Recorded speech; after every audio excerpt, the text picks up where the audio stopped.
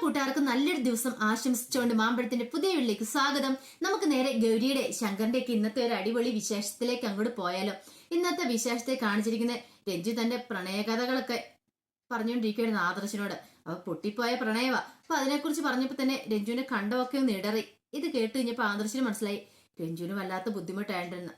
പെട്ടെന്ന് ആദർശ് പറഞ്ഞു, എന്തിനാ രഞ്ജു ഇങ്ങനെ സങ്കടപ്പെടുന്നേ? പണ്ട് ഞാൻ എന്റെ ചാർലി ചാപ്പിളിന്റെ കഥ വായിച്ചിട്ടുണ്ട്. അതിനകത്ത് ചാർലി ചാപ്പിളിനാണെങ്കിൽ ഒരു സദസ്സിൽ പ്രസംഗിച്ചുകൊണ്ടിരിക്കുമായിരുന്നു. അപ്പൊ പ്രസംഗിച്ചുകൊണ്ടിരിക്കുന്ന സമയത്ത് ചാർലി ചാപ്പിളിന് ഒരു കോമഡി പറഞ്ഞു. ആദ്യം ആ കോമഡി പറഞ്ഞു കഴിഞ്ഞപ്പോൾ ആദ്യം അതെല്ലാരും കേട്ട് ചിരിച്ചു. പിന്നെ രണ്ടാമത് പറഞ്ഞപ്പോഴത്തേനും ആൾക്കാർ അധികവും ചിരിച്ചില്ല. മൂന്നാമത് പറഞ്ഞപ്പോൾ ആരും മൈൻഡ് ചെയ്തു പോലും ഇല്ല. അതുപോലെ തന്നെ നമ്മുടെ ഉള്ളിലെ വിഷമം എന്ന് പറഞ്ഞിട്ടുണ്ടെങ്കിൽ എന്തിനാ വെറുതെ, അത് നടന്നു, അത് കഴിഞ്ഞത് കഴിഞ്ഞു. പിന്നെ അതിനെക്കുറിച്ച് ചിന്തിച്ചുകൊണ്ടിരുന്നിട്ട് നമുക്ക് ഒരു പ്രയോജനം കിട്ടാനില്ല. നമ്മൾ അതങ്ങോട്ട് വിട്ട് കളഞ്ഞേക്കുക. എന്തിനാ രഞ്ജു നീ ഇങ്ങനെ സങ്കടപ്പെടുന്നതെന്ന് ചോദിക്കുകയാണ്. ഈ സമയത്താണ് വേണി ബാങ്കിന് മുമ്പിൽ പോയി നിൽക്കുക. ആദർശേട്ടൻ എങ്ങോട്ടായിരിക്കും പോയേക്കുന്നത്, ഒന്ന് വിളിച്ചു നോക്കാം, എന്താ പറയണമെന്നറിയാലോ. അങ്ങനെ ആദർശിനെ വേണി വിളിക്കുകയാണ്. അപ്പൊ ആദർശ് കോൾ എടുത്തു. എന്താ വേണി വിളിച്ചേന്ന് നിൽക്കുകയാണ്. അല്ല, ആദർശേട്ടൻ എവിടെയാ? ഞാൻ ബാങ്കില്. പിന്നെ അല്ലാതെ എവിടെയാ? ഓഹോ, അപ്പൊ തന്നോട് കള്ളം പറയാ ബാങ്കിലാന്ന്. ബാങ്കിൽ താൻ വന്ന കാര്യമൊന്നും ആശാൻ അറിഞ്ഞിട്ടില്ല. വേണി പെട്ടെന്ന് കോള് കട്ട് ചെയ്യണം. അപ്പൊ ആദർശ് എന്താ വേണി എന്താന്ന് ചോദിക്കുമ്പോഴത്തേനും അങ്ങേ തലയ്ക്ക് കോള് കട്ടായിരുന്നു. വീട്ടിൽ നിന്ന് വേണിയെ വിളിച്ചെന്ന് പറയാണ്. പിന്നീട് അവിടെ ഇരുന്ന് കഴിഞ്ഞപ്പോഴത്തേനും രഞ്ജി പറഞ്ഞു, ആദർശേട്ടാ ഒരു മിനിറ്റ് എന്ന് പറയണം. എന്താ ഒരു മിനിറ്റ്? അതെ, എനിക്ക് ബാങ്കിൽ പോയിട്ട് അത്യാവശ്യം തിരക്കുണ്ടെന്ന് പറയണേ. ഈ സമയത്ത് ബാങ്കിൽ നിന്നും കോള് വരുന്നുണ്ടായിരുന്നു. പിന്നീട് കോളത്തിട്ട് സാർ ഇപ്പൊ തന്നെ ഞാൻ എത്തിക്കോളാം എന്നൊക്കെ പറയുമായിരുന്നു. രഞ്ജി പറഞ്ഞു, ആദർശേട്ടാ ഒരു മിനിറ്റ് എനിക്ക് വേണ്ടി ചെലവാക്കാനില്ലേ? നമ്മൾ ഇത്രയും വലിയ ഫ്രണ്ട്സ് ഒക്കെ അല്ലേ? ആദർശേട്ടൻ അറിയാലോ എന്റെ വിഷമം ഞാനിപ്പോ തുറന്നു പറയുന്ന ആദർശേട്ടനോടാ. നമ്മളെ മനസ്സിലാക്കാൻ ആരെങ്കിലും ഉണ്ടെന്നറിയുന്നതല്ലേ നമ്മുടെ ഏറ്റവും വലിയ സന്തോഷം എന്ന് ഇങ്ങനെ പറഞ്ഞു കഴിഞ്ഞപ്പോഴത്തേനും ആദർശൻ ശരി ഒരു മിനിറ്റ്. പിന്നീടും രഞ്ജു ഇരുന്ന് ഓരോ കാര്യങ്ങളൊക്കെ ഇങ്ങനെ പറഞ്ഞുകൊണ്ടിരിക്കുക. ആദർശിന് തോന്നി ഇത് ഇന്ന് ഇവിടെ വിടാൻ പ്ലാനില്ല. ആദർശ് പെട്ടെന്ന് എഴുന്നേറ്റിട്ട് പറഞ്ഞു, എന്നാ ശരി രഞ്ജു ഞാൻ അങ്ങോട്ട് പോട്ടെ എന്ന് പറയണം. എന്താ ആദർശേട്ടാന്ന് പറഞ്ഞു പെട്ടെന്ന് ആദർശിന്റെ കയ്യിലേക്ക് കയറി പിടിക്കുകയാണ്. ആദർശന് എന്തോ ഒരു പന്തികേടും എടുത്തു. ആദർശൻ രഞ്ജുവിനെ നോട്ടം കണ്ടു കഴിഞ്ഞപ്പോൾ തന്നെ ആദർശ് വേർക്കാൻ തുടങ്ങി. എന്താ ആദർശേട്ടാ എന്തെങ്കിലും കുഴപ്പമുണ്ടോ നിൽക്കും? എനിക്കൊരു ഗ്ലാസ് വെള്ളം വേണമെന്ന് പറയാം. പെട്ടെന്ന് രഞ്ജു പോയി വെള്ളം എടുത്തോണ്ട് വരിക. വെള്ളവും ഗ്ലാസ്സുമായിട്ട് വന്നിട്ട് രഞ്ജുവിന്റെ ഒരു നോട്ടം ഉണ്ട് ഇങ്ങനെ ആദർശനെ. ആ നോട്ടം കണ്ടപ്പോ തന്നെ ആദർശ് മനസ്സിലായി ഇവള് ശരിയല്ല, രഞ്ജുവിന് എന്തോ ഒന്ന് സംഭവിച്ചിട്ടുണ്ട്, ഇനി ഇവിടെ നിന്ന് അപകടമാണ്. പെട്ടെന്ന് വെള്ളം കുടിക്കാണ്ട് തുടങ്ങി കഴിഞ്ഞപ്പോഴത്തേനും രഞ്ജു ചോദിച്ചു, എന്ത് പറ്റി ആദർശേട്ടാ കൈയൊക്കെ വിറയ്ക്കുന്നുണ്ടല്ലോ നിൽക്കും. ആദർശേട്ടൻ ഇനിയിപ്പം BP പ്രശ്നമുണ്ടോ നിൽക്കും. BP അതെന്താ? അല്ല ഭാര്യയെ പേടി അതാ നിൽക്കുകയാണ്. അങ്ങനെയൊന്നും ഇല്ലാന്ന് പറയണം. ആദർശ് പെട്ടെന്ന് വെള്ളം കുടിച്ചിട്ട് പോകാൻ തുടങ്ങിയപ്പോഴത്തേനും രഞ്ജു വീണ്ടും പറഞ്ഞു, ആദർശേട്ടാ ഒരു മിനിറ്റ് ഒറ്റ മിനിറ്റ് എന്ന് പറയണം. അന്ന് പറഞ്ഞ അകത്തേക്ക് അങ്ങോട്ട് കയറി പോവാണ്. ആദർശ് ഓർത്ത് എന്റെ ഭഗവാനെ താൻ പെട്ടതാന്നാ തോന്നുന്നത്, എങ്ങനെയെങ്കിലും ഒന്ന് രക്ഷപ്പെട്ടേ മതിയാവുള്ളൂ. പിന്നീട് അകത്ത് പോയി ഒരു പെർഫ്യൂം എടുത്തോണ്ട് വരുവാണ്. ഇതെന്റെ ഫേവറേറ്റ് പെർഫ്യൂമാ, ഇനി മുതൽ ആദർശേട്ടന് ഈ മണം മതിയെന്നും പറഞ്ഞുകൊണ്ട് ആദർശിന്റെ ഷർട്ടിലേക്ക് അതങ്ങോട്ട് പെർഫ്യൂം അടിക്കുകയാണ്. ആദർശ് ഇങ്ങനെ അന്തം വിട്ട് നിൽക്കും, ഒന്നും ചെയ്യാൻ പറ്റിയില്ല.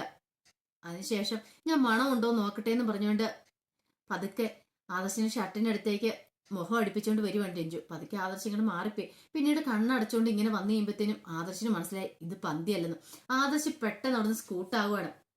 അവിടുന്ന് സ്കൂട്ടായി ഓടി പുറത്തിറങ്ങി കഴിഞ്ഞപ്പോഴത്തേനും വീടിന്റെ ഓണർ കണ്ടു. അല്ല എന്താ പെട്ടെന്ന് ഓടിപ്പോണേ നീക്ക്? ഒന്നുമില്ല എന്ന് പറയണം.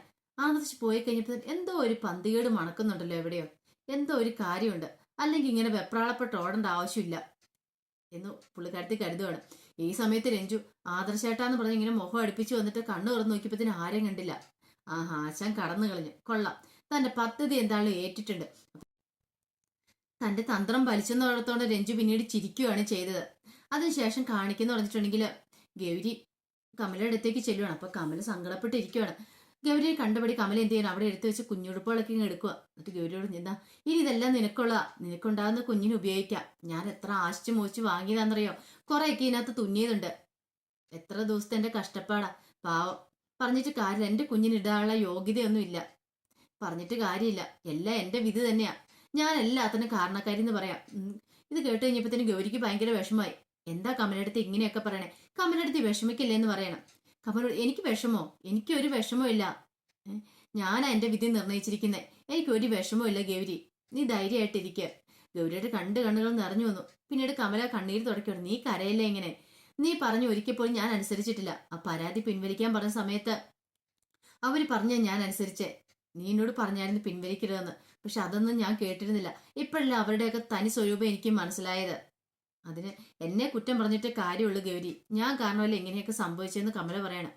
കമലടുത്ത് ഇങ്ങനെ കരയല്ലേ, ഇങ്ങനെ വിഷമിക്കല്ലേ എന്ന് പറയണം. ഗൗരിക്കറിയാവോ, ഞാൻ എൻ്റെ വയറ്റിൽ ഓരോ ദിവസം കൈവച്ച് നോക്കും, എന്നിട്ട് എത്ര വലിപ്പമായിരുന്നു നോക്കും കുഞ്ഞിന്. അതനുസരിച്ചുള്ള ഉടുപ്പുകളാ തുന്നിക്കൊണ്ടിരുന്നത്. ചില ഉടുപ്പുകളൊക്കെ വലുതായിരിക്കും, പക്ഷെ എന്ത് ചെയ്യാനാ. ഇതൊക്കെ കേട്ട് കഴിഞ്ഞപ്പോൾ ഗൗരിക്കുന്നല്ല ആർക്കും സഹിക്കാൻ പറ്റുന്ന കാര്യമായിരുന്നില്ല. കമല അത്രമാത്രം ആഗ്രഹിച്ചിരുന്ന ഒരു കുഞ്ഞിന് വേണ്ടിയിട്ട് ആ മോഹം ഇല്ലാതായിരിക്കുന്നത്. പിന്നീട് ഗൗരിയോട് പറഞ്ഞു, നീ എത്രയും പെട്ടെന്ന് ഒരമ്മയാവണം. എനിക്ക് ആ കുഞ്ഞിനെ കാണാൻ പറ്റൂലോ, എനിക്ക് ആ കുഞ്ഞിനെ കൊഞ്ചിക്കാൻ പറ്റൂലോ. കമലയുടെ ഉള്ളിലെ ആഗ്രഹം ഗൗരി അങ്ങനെ തിരിച്ചറിയുവാണ്. പിന്നീട് കാണിക്കുന്ന പറഞ്ഞിട്ടുണ്ടെങ്കിൽ വേണി വീട്ടിലേക്ക് വരുവാണ്. വേണി വീട്ടിലേക്ക് വന്നു കഴിയുമ്പോൾ മുത്തശ്ശി നന്ദിനിയമ്മയെ ഓടിച്ചു. എന്താ ആദർശമാനെ കണ്ടോ, ആദർശമാന്റെ കൂടെ പുറത്തൊക്കെ കറങ്ങിയെന്ന് ചോദിക്കണം. വേണി പറഞ്ഞു, ഇല്ല നന്ദിനിയമ്മേ, അതെന്ത് പറ്റി? ഓ എന്നാ പറയാനാ, ഞാൻ ആ മാളിൽ പോയി കഴിഞ്ഞപ്പോൾ അവിടെ ഭയങ്കര തിരക്ക്. പിന്നെ അവിടെ ഓരോന്നൊക്കെ നോക്കിയെടുത്ത് നിന്ന് സമയം അങ്ങോട്ട് പോയി. പിന്നെ പുറത്തിറക്കുമ്പോൾ ചുട്ടു പൊള്ളുന്ന വെയില്. അതുകൊണ്ട് എനിക്ക് ബാങ്കിലേക്ക് പോകാൻ പറ്റിയില്ലെന്ന് പറയണം. തൽക്കാലത്തിന് ഇവരറിയണ്ട താൻ ബാങ്കിൽ പോയില്ലെന്നുള്ള സത്യം. അതറിഞ്ഞിട്ടുണ്ടെങ്കിൽ ഇവർക്ക് എന്തെങ്കിലും സംശയം തോന്നും. ആദർശേട്ടൻ എങ്ങോട്ടാ പോയെന്നൊക്കെയുള്ള വന്നു കഴിയുമ്പോൾ താൻ തനിച്ചങ്ങോട്ട് ചോദിക്കുന്നുള്ളൂ. തൽക്കാലത്തിന് ഇവരാരും അറിയണ്ട. അങ്ങനെ ഒരു ചിന്തയൊക്കെ വേണ്ടി ഉള്ളിലുണ്ടാകുന്നുണ്ട്. പിന്നീട് വേണി മേടിച്ച ഓരോ സാധനങ്ങളും അവരെ കാണിക്കുവാണ്. ഇതെല്ലാം കണ്ടു കഴിഞ്ഞപ്പോൾ നന്ദിനിയും പറഞ്ഞു, കുടുംബത്തോടെ ഇഷ്ടമുള്ളവരെ ഇങ്ങനെ പുറത്തു പോയി കഴിയുമ്പോൾ ഓരോ സാധനങ്ങളൊക്കെ വാങ്ങിച്ചുകൊണ്ട് വരുന്നത്. ഇപ്പൊ എന്റെ വേണിമോള് ഒരു ഉത്തമയായ ഒരു കുടുംബിനിയാന്ന് പറയാണ്. വേണി എന്തേ ഗ്ലാസ് നോക്കിയേ, എത്ര ഗ്ലാസ്സാണ് ഞാനിവിടെ പൊട്ടിച്ചേക്കുന്നത്. ഏറ്റവും കൂടുതൽ ഗ്ലാസ് പൊട്ടിച്ച ആളെ ഞാനല്ലേ, അതുകൊണ്ട് ഒരു ഡസൻ ഗ്ലാസ് എന്നെ കൊണ്ട് എടുത്തേന്ന് പറയാണ്. നന്ദിനിയമ്മയും മുത്തശ്ശിയൊക്കെ ആ ഗ്ലാസ് ഒക്കെ കണ്ട് സന്തോഷിക്കുകയാണ്. പക്ഷെ വേണിയുടെ ഉള്ളിൽ അപ്പോഴും ഒരു തീയായിരുന്നു. ആദർശാണ് എങ്ങോട്ടാ പോയെ, അങ്ങനെ ഒരു ചിന്ത വേണിയുടെ ഉള്ളിൽ ഉണ്ടാവുന്നുണ്ടായിരുന്നു.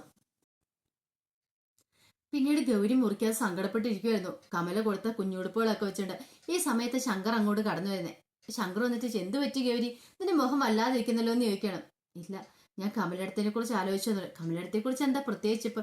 ഇങ്ങോട്ട് നോക്ക് ശങ്കറെ, ഈ കുഞ്ഞുടുപ്പുകളൊക്കെ കണ്ടോ, ഇത് കമലടത്തി എനിക്ക് തന്നു വിട്ടാ. കമലടത്തിയുടെ കുഞ്ഞിന് വേണ്ടിയിട്ട് തുന്നി വെച്ചിരുന്ന ഉടുപ്പുകളായിരുന്നു പറയണം. കമലടത്തിക്ക് ഇനിയിപ്പോ ഒരിക്കലും പ്രസവിക്കാൻ പറ്റില്ലെന്ന് അറിഞ്ഞു കഴിഞ്ഞപ്പോ കമലടത്തി അതെല്ലാം എനിക്ക് തന്നു വിട്ടാന്ന് പറയണം.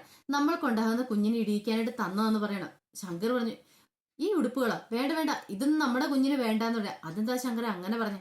അതെ, മരിച്ചുപോയ കുഞ്ഞിന്റെ ഉടുപ്പൊന്നും നമുക്ക് വേണ്ടാന്ന് പറയണം. ശങ്കർ അങ്ങനെ പറയരുത്. കുഞ്ഞു പുറത്തുനിന്ന് മരിച്ചു പോയെന്ന് പറഞ്ഞിട്ടുണ്ടെങ്കിൽ വയറ്റിൽ കിടന്ന് തന്നെ മരിച്ചല്ലേന്ന് ചോദിക്കണം. അതൊന്നും വേണ്ട, എനിക്കിഷ്ടമില്ല ഇങ്ങനെയൊക്കെ. അതെ, പണ്ടുള്ള ആൾക്കാർ പറയും അങ്ങനെ മരിച്ചുപോയ ആൾക്കാരുടെ സാധനങ്ങളൊന്നും ഉപയോഗിക്കരുതെന്ന്. ഇത് ശങ്കറെ, അന്ധവിശ്വാസമൊക്കെ ഒന്ന് മാറ്റി കേട്ടോ. കമലടത്തിക്ക് എത്ര ആഗ്രഹത്തോടെ കമലടത്തി തുന്നി ഉടുപ്പുകളാണെന്നറിയോ ഇത്. കമലടത്തി ആഗ്രഹം കൊണ്ട് തന്നല്ലേന്ന് ചോദിക്കുകയാണ്. പിന്നീട് ഗൗരി പറഞ്ഞു, ഇതിനെല്ലാം കാരണക്കാരൻ ആരെന്നറിയോ, നിങ്ങളുടെ ഏട്ടന് ശേഖരനാന്ന് പറയാണ്. ശങ്കർ ശരിയാ, ഇപ്പൊ ശേഖരൻ ഈ ക്രൂരത കാണിക്കാതിരിക്കുമായിരുന്നെങ്കിൽ ഇപ്പൊ കമലടത്തി എത്രമാത്രം സന്തോഷത്തോടെ ഇരിക്കേണ്ടതായിരുന്നല്ലേന്ന് ചോദിക്കണം. ഗൗരി പറഞ്ഞു, ശേഖരേട്ടൻ മാത്രമല്ല നമ്മുടെ അമ്മയും കൂടെ ഇതിനുള്ള ഉത്തരവാദിയാ. അവർക്ക് എപ്പോഴും അതിനുള്ള ശിക്ഷ കിട്ടിയിരിക്കണമെന്ന് പറയാം. ശങ്കർ പെട്ടെന്ന് പറഞ്ഞു, ദൈവമേ എന്റെ ഗൗരി, നീ ആയിട്ട് ഇനി ഒരു പ്രശ്നത്തിനും പോവരുത്. അറിയാലോ, ആദ്യത്തെ തവണ പരാതി കൊടുത്തുനിന്ന് കമലടത്തി തന്നെയാ പിൻവലിച്ചേ. ഇനി നീ ഇതിന്റെ പുറകെ ഇറങ്ങി തിരിച്ചിട്ടുണ്ടെങ്കിൽ കമലടത്തി ചിലപ്പോൾ ഇങ്ങനെ ഇനിയും ചെയ്യുമെന്ന് പറയണം. ഗൗരി പറഞ്ഞേ, അങ്ങനെയൊന്നും ഉണ്ടാവില്ലെന്ന് പറയാം. ശങ്കർ പറഞ്ഞു, നമ്മുടെ സ്വസ്ഥത എന്തിനാ ഗൗരി കളയുന്നേ, അവരെന്തെങ്കിലും കാണിക്കട്ടെ, വെറുതെ ഓരോ കാര്യങ്ങൾ പറഞ്ഞിട്ട്. ഇനി ഇപ്പൊ എന്താണ്, മരിച്ചുപോയ കുഞ്ഞിനെ തിരിച്ചു കിട്ടാൻ പോകുന്നില്ല. ഇനി കമലടത്തിയുടെ വിധി കമലടത്തി തന്നെ ഉണ്ടാക്കി വെച്ചാണ്. ആദ്യം തന്നെ ശേഖരനെ ഉപദ്രവിക്കുന്ന സമയത്ത് കമലടത്തി പ്രതികരിച്ചെങ്കിൽ ഇന്നിങ്ങനെയൊക്കെ ഉണ്ടാവായിരുന്നു എന്ന് ചോദിക്കുകയാണ്. ഇത് കേട്ടപ്പോൾ ഗൗരി പറഞ്ഞു, ശങ്കറിന് അറിയാവോ കമലടത്തി എത്ര പാവാന്നുള്ള കാര്യം? കമലടത്തിക്ക് എതിർക്കാൻ അറിയത്തില്ല, നിന്ന് കൊള്ളുന്നല്ലാതെ ആ പാവം ഒന്നും മിണ്ടത്തില്ല എന്ന് പറയണം. അപ്പൊ ശങ്കർ പറഞ്ഞു, അതാ കമലടത്തിയുടെ ഏറ്റവും വലിയ കുഴപ്പമെന്ന് പറഞ്ഞിട്ടുണ്ടെങ്കിൽ. ഗൗരി പറഞ്ഞു, ഇതങ്ങനെ വെറുതെ വിട്ടാ പറ്റില്ല ശങ്കറെ. കുഴപ്പമില്ലായിരുന്നു, കുഞ്ഞു പോയത് പോട്ടെ. അതിനുശേഷം ശേഖരേട്ടൻ അവസാനം പറഞ്ഞ വാക്കുണ്ടല്ലോ, നിനക്കല്ലേ അമ്മയാവാൻ പറ്റില്ല എന്നുള്ളത്, പക്ഷെ എനിക്കിനി അച്ഛനാവാൻ പറ്റുമെന്നുള്ള. അതിനർത്ഥം എന്താ ശങ്കറെ? അയാൾ ഇനി വേറെ എവിടെയെങ്കിലും പോകുന്നില്ല അതിനർത്ഥം. അതൊരു കാരണവശാലും സംഭവിച്ചുകൂടാ. ഇനിയെങ്കിലും കമലടത്തേക്ക് നീതി കിട്ടണമെന്ന് പറയുവാണ്.